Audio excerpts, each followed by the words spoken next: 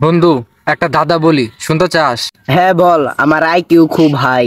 আমি জানি তোর আইকিউ। দাদা বলতো দেখি কত কঠিন।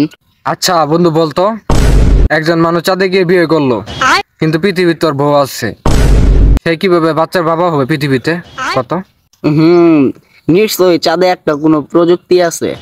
আরে পাগল, মানুষ চাঁদে গিয়ে বিয়ে করতে পারে নাকি? বিজ্ঞান এত উন্নত হয়েছে, সবকিছুই সম্ভব। আরে তোকে তো বুদ্ধি নাই। এটা উত্তর হইলো বিয়ে করা মানে কি বাচ্চার বাবা হওয়া। চিন্তা কর তোরা।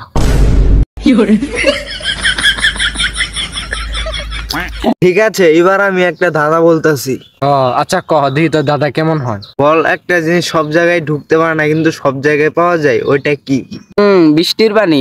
এটা মনে হয় গরম বাতাস। ভুল উত্তর হলো ছায়া। এটা তো খুব সুন্দর দাদা। আরে শোন, দাদার পেঁয়াজ আমার কোনো বিষয়ই না, এগুলো ভাঙাইতে আমার কোনো না, বুঝছস? আমি সব বুঝি কিন্তু তোর লজিকটা বুঝি না, তোরা যে কেমনে কি করস।